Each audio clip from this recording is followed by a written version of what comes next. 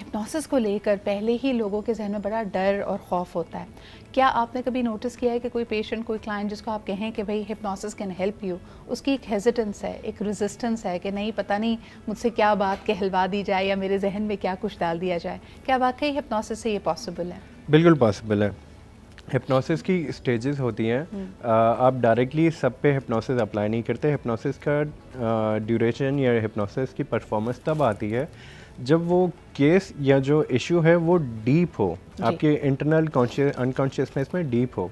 For example आप drug addict की बात कर लें। अगर ड्रग एडिक्ट अपनी जिद में है, वो कंट्रोल नहीं कर पा रहा उस चीज़ को, उसको प्रिवेंट नहीं कर पा रहा, तो वहाँ पे हम हिप्नोसिस यूज़ करते हैं। ठीक है। अच्छा ताहिर, मुझे एक और बात बताएं, कई मैंने ऐसी जराइम की वारदातों के बारे में सुना है जिसमें दुकानदार या कोई शख्स कहता है भाई एक बंदा आया था, उसने मेरी तरफ देखा, उसने मुझे गौर से देखा and then this I don't remember anything. वापस जब मुझे होश आया तो मेरे पैसे जा चुके थे, या उसने जो भी आपसे काम करवाना था। लेकिन हमने मूवीज़ में हमेशा देखा है एक पेंडुलम को लेके थोड़ा वक्त लगा के किसी को हिप्नोटाइज किया जाता है। क्या सिर्फ किसी को देखकर आपके पास ये पावर आ सकती है कि आप उसको हिप्नोटाइज कर दें? बिल्कुल। हिप्नोसिस स्टेट अगर देखा जाए तो एक आपकी अवेयरनेस स्टेट को चेंज करने को हिप्नोसिस कहा जाता है।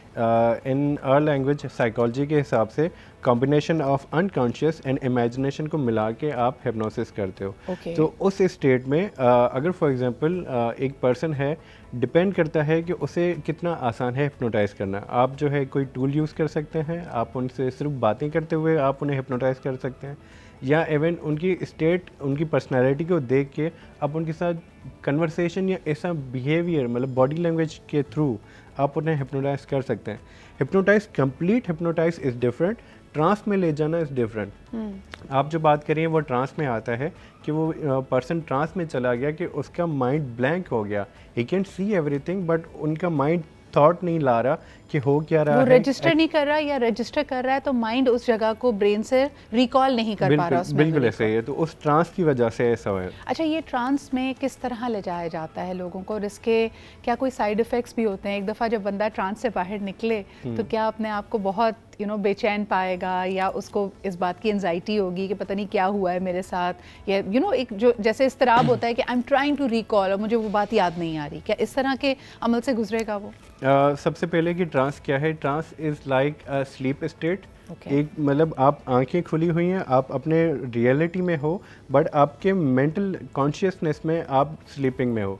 तो उस हिसाब से अगर एक शख्स स्लीप से निकल के रियलिटी में आता है तो उसके कोई नुकसान नहीं है। उसे जो यूज़ कर रहा है, किस नज़रिए से उसे हिप्नोटाइज किया गया है, किस नज़रिए से उसे ट्रांस में ले जाया गया है, उस यूज़ पे डिपेंड करता है कि वो नेगेटिव है या पॉजिटिव। ट्रॉमा को प्रोसेस करने के लिए हिप्नोसिस कितना मौसर होता है?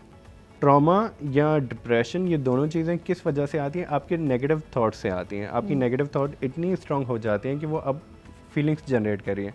तो हिप्नोसिस के थ्रू वो थॉट प्रोग्राम करके चेंज करना, उनका परसेप्शन चेंज करना, उसके बाद फिर आपको एक डिफरेंट स्टेट दिया जाए, उस हिसाब से हिप्नोसिस हेल्प करता है कि आप फॉर एग्जांपल नेगेटिव से पॉजिटिव में आ जाओ।